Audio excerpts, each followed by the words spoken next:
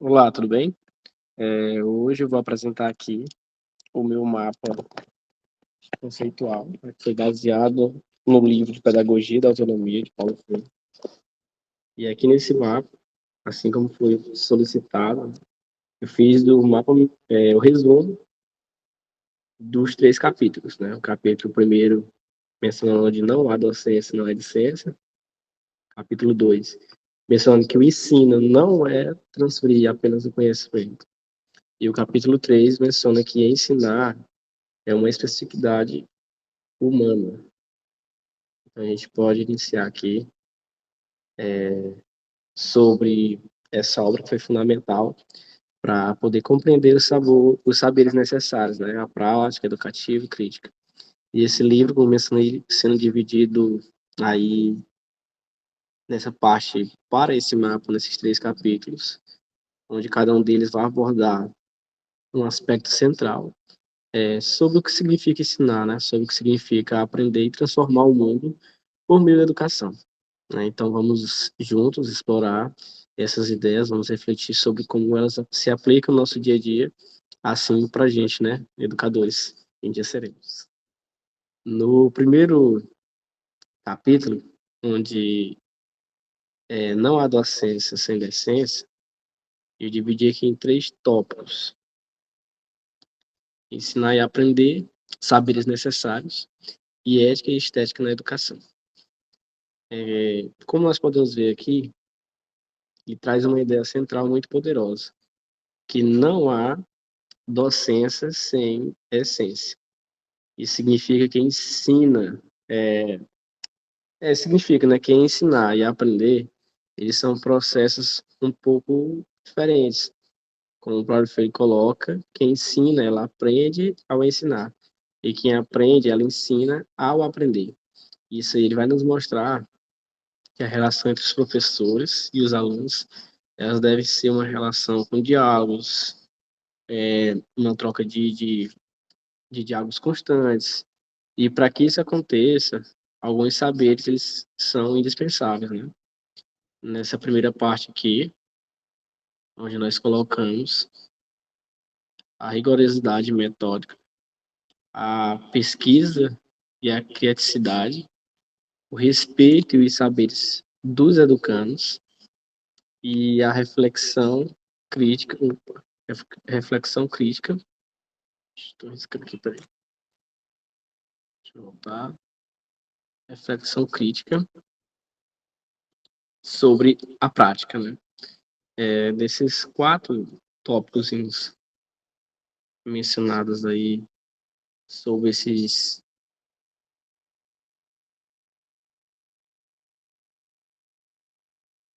do capítulo 1, perdão, tô aqui, do capítulo 1, que foi dividido em ensinar e aprender, saberes necessários, né? Nesses saberes necessários aqui, nós podemos ver que essa regularidade, o ensino ele não pode ser feito de uma forma aleatória ou superficial. Nós precisamos adotar métodos bem estruturados que estimulem, então, o pensamento crítico, né? E ajudem os alunos a construir um tipo de conhecimento. Nessa pesquisa, o professor ele também é um pesquisador, porque ele vai ser questionado, né? Também ele vai ter que investigar e vai estar sempre aprendendo. Então, ele vai trazer novas perspectivas ao processo educativo. Isso a gente se dá muito sobre uma atualização do nosso ensino hoje, né? Onde eu vejo muito exemplo de professores que eles pegam algumas situações do nosso dia a dia e aplicam no conhecimento, né? Também algum assunto que está em alta e ele aplica como se fosse passando para os alunos um conhecimento. Aqui no respeito aos saberes dos educandos, é fundamental nós valorizarmos os conhecimentos prévios dos alunos, né? Porque isso vem das suas vivências. Significa o quê? Que nós devemos integrar agora essas experiências ao ensino, criando então um aprendizado significativo. Nessa parte da reflexão crítica, como professores, nós precisamos revisar continuamente as nossas práticas, né? Só assim nós podemos melhorar, nos adaptar tanto à necessidade do aluno. Uma coisa que eu sempre observava nos meus professores é que, infelizmente, muitos tinham bastante conhecimento, tem, na verdade, né? Mas ficavam muito presos ao passado, né? São os seus métodos de ensino do passado. Eu não sou tão velho, encerrei meu ensino médio em 2018, e já eu percebia que existia professores presos ao passado, né? Eles deveriam se atualizar em questão do conhecimento, né? Da forma como eles estavam passando. Por quê? Porque, querendo ou não, o tempo vai passando e as pessoas vão se atualizando. Os, os alunos do passado são muito diferentes dos alunos agora no presente. Então, o que é necessário dentro dessa reflexão crítica sobre a prática? É você analisar a prática, você analisar como é que está sendo, revisar continuamente e ter que melhorar, né? Tem que se adaptar à necessidade dos alunos. É uma coisa que é importante deixarmos bem claro. Quando falo se adaptar às necessidades do aluno, eu não estou referindo ao professor deixar ser muito liberal, né? Deixar que o aluno tome conta da sala. Não, fora disso. Eu estou mencionando se adaptar ao conhecimento, às necessidades do aluno, né? No questão do conhecimento, no questão de passar para o aluno o que de fato a matéria exige, entendeu? Então, outro ponto também importante é que a educação deve ser ética e estética, porque Paulo Freire ele chega a falar, né, da decência e da boniteza. São alguns elementos que tornam a prática dessa docente exemplar e também inspiradora, né? Isso vai significar o quê? Que rejeita toda forma de discriminação e demonstra também, pelo exemplo, os valores que nós queremos transmitir. Então, aqui nesse primeiro capítulo, no capítulo 1, de Não há docência sem licença, menciona um pouco sobre isso, né? E já no capítulo 2, onde eu coloquei aqui, o ensino não é transferir conhecimento. E aí dividi novamente aqui em 3 tópicos, como produção de conhecimento, característica do professor crítico e a prática educativa. Então, aqui dentro da produção do conhecimento, que nós podemos ver, que nesse segundo capítulo ele vai dizer, né, Paulo, ele vai nos alertar, na verdade, contra o modelo tradicional de ensino que eles chamam de educação bancária, onde o professor apenas deposita informações nos alunos, né? Isso ele vai defender que o ensino deve ser um processo ativo, no qual o professor ele tem que criar condições para que os conhecimentos eles sejam produzidos pelos próprios educandos, né? Isso vai exigir que o professor ele tenha certas características, que são essas características aí que eu coloquei dentro do capítulo 2. Só abrindo um parêntese aqui, isso que eu mencionei no capítulo 1, no finalzinho do capítulo 1, mencionando aí sobre a rejeição e discriminação, nós podemos ver que vai estar inserido nesse capítulo 2 aqui, né, que ensinar ele não é só jogar o conhecimento para os alunos, porque, de fato, alguns alunos podem estar aprendendo, mas nem todos, né? Nem todos têm a mesma facilidade de conhecimento. O que é necessário? É necessário ter uma didática, é necessário saber ensinar. Não é só você saber o conteúdo, mas tem que saber ensinar. Nós vamos ver aí, desse do capítulo 2, que eu coloquei aqui, a produção de conhecimento. O professor, né, o educador, ele precisa, ele precisa de uma forma ter a consciência do inacabamento humano, que ele precisa entender que o aprendizado ele é um processo contínuo, né? E que nem professor nem alunos eles estão prontos. Começando, é um processo de atualizações, né? Sempre vai se atualizando e nem o professor e muito menos o aluno ele não vai estar pronto. Então essa consciência vai nos manter abertos ao novo e ao disposto a crescer juntos. Um exemplo disso a gente pode citar a nossa própria língua portuguesa, né? Sempre tem algumas coisas que são atualizadas, um acento aqui, um acento ali, um if. E, tipo, isso é uma questão de um conhecimento aberto ao novo e disposto a aprender e crescer junto, né? Tanto professor como aluno. Também o professor ele precisa ter humildade e o diálogo, né? Infelizmente, muitos educadores acabam pecando nessa partezinha aqui, porque nós devemos nos abrir para ouvir os alunos, né? Nós precisamos aprender com eles. E, lógico, também nós devemos valorizar aí as contribuições que são dadas por ele, né? Cada aluno ele tem uma participação, abrir um campo de trabalhos onde os alunos demonstrem o que aprendeu, o que tem a somar no seu conhecimento. Então, é um fato bem interessante que nós possamos estar fazendo, né? Porque Paulo deixou bem claro que se você está disposto ao aberto, se você está disposto a ver o novo, se você está disposto a aprender mais, o que vai acontecer, então você vai ter essas características, né? De humildade e diálogo, de permanecer com o seu respeito na sala, mas também de abrir um campo para que os alunos demonstrem um pouquinho mais. Nessa questão da produção do conhecimento, bem que eu havia pulado sem querer, se você olhar nessa aqui, ó, criar a possibilidade de construção de saber e respeitar a autonomia do educando, né? Ele se encaixa nisso que eu estou falando, porque quando nós criamos essa possibilidade de construção do saber, né, quando nós estamos ali nos rotulando como educadores, onde pessoas vai se inspirarem na gente, né, alunos, nós respeitamos a autonomia do educando, né? Nós temos essa humildade, esse diálogo de aprender, esse compromisso com a mudança citado aqui nesse nessa linha de lilás, é onde que a educação ela é um ato político, mas como assim? E quando nós ensinamos, nós estamos ajudando a transformar a realidade social. Por isso que precisamos ser comprometidos, né, com um mundo mais justo e também um mundo mais inclusivo. Eu sempre costumo dizer, quando você faz algo que ama, você faz algo bem feito, né? E nessa parte do compromisso com a mudança, trata muito a questão do fazer, a questão de como fazer, porque nós sabemos que a nossa participação na aula, na sala de aula, vai muito mais além de um salário, vai muito mais além da sua posição dentro da sociedade, vai muito mais além dos seus benefícios.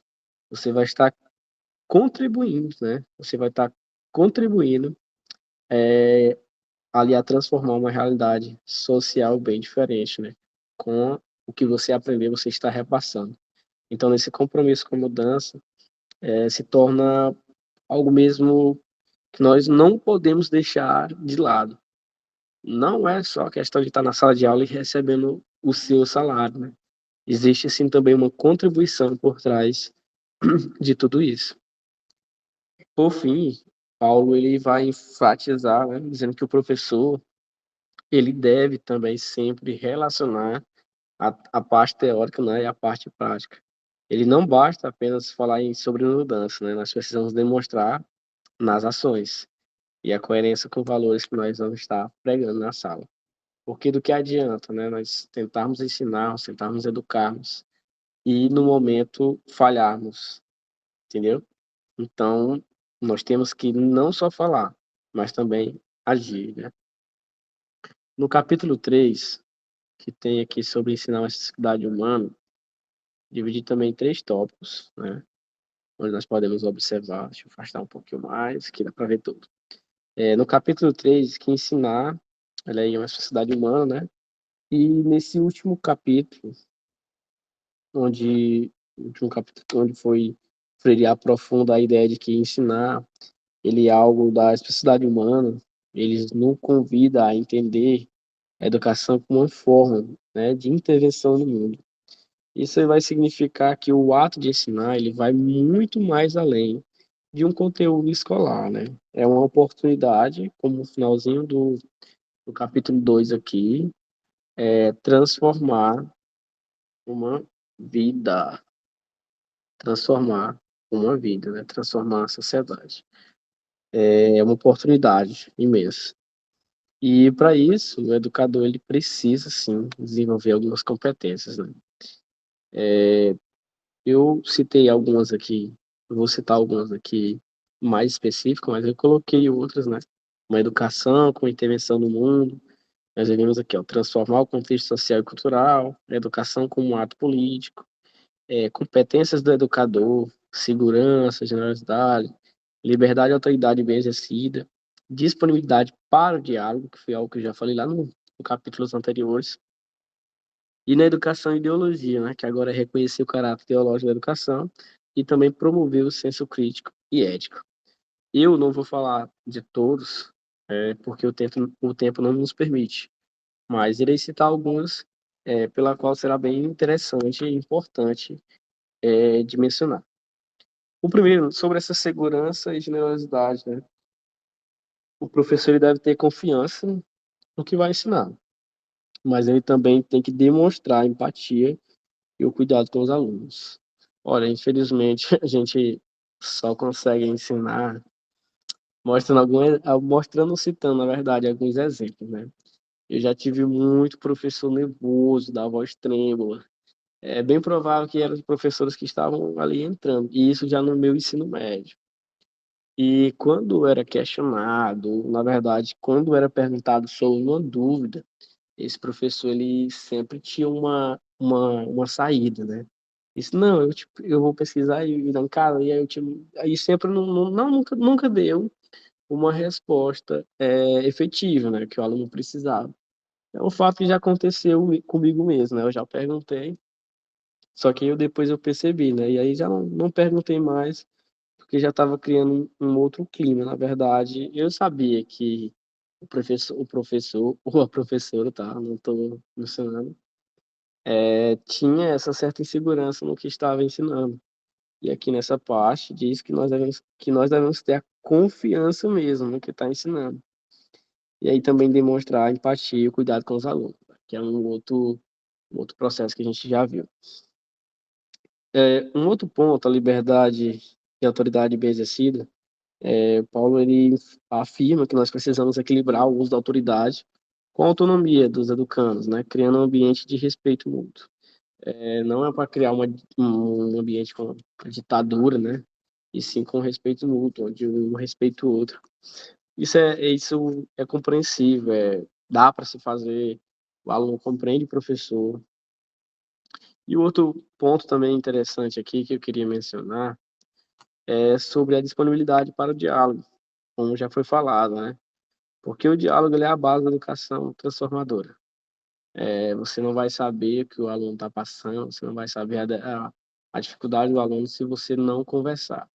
Eu me refiro e coloco novamente o ponto, né? Não estou mencionando que o professor deve abrir mão do conteúdo. Jamais, não é isso. Mas o professor ele deve destinar alguns minutos, pelo menos um pouquinho do tempo, para entender, né? Um pouco mais sobre o que o aluno quer mencionar. Isso é muito importante. Por que que eu estou citando isso? É porque eu também já fui aluno e eu também já tive como eu posso mencionar, essa posição que nunca foi ouvido, sabe? Então, tipo, quando você passa pela situação, é o momento mais ideal, a pessoa mais ideal para falar sobre isso. Por essa razão, estou frisando bem nessa parte, né? Nessa disponibilidade para o diálogo. Porque é por meio dele, né, que vai construir uma relação de confiança, de aprendizado. E Paulo Freire também ele vai nos lembrar que a educação ela é sempre ideológica, né? Isso significa que ele carrega uma visão do mundo. Como educadores, o nosso papel ele vai ser para promover um senso crítico e ético nos alunos. Ele vai ajudar a questionar e também a transformar a realidade, né? E para concluir, eu também queria destacar que a pedagogia da autonomia é mais do que um manual para um professor. É um chamado para a prática educativa, crítica, ética e transformadora, né? E esse mapa conceitual aqui que vocês podem estar vendo, ele vai ajudar a nos organizar as ideias principais, né? Só que o mais importante é como nós devemos aplicar esses conceitos no nosso dia a dia, seja na sala de aula, seja na sociedade. E espero que eu esteja, né, apresentando sobre o que Paulo deixou bem claro para a gente, né, entender melhor essa obra de Paulo foi. e que possa inspirar vocês também a refletirem sobre suas próprias práticas educativas, né? Assim como eu já pego para mim, é bastante interessante também se nossos colegas pudessem ter acesso a essa parte do nosso mapa mental, a essa parte desse vídeo. Por quê? Porque isso que vai nos ajudar também. Eu sei que, não sei se, na verdade, o que eles tiveram na aula prática, no saldo, foi o mesmo assunto, né?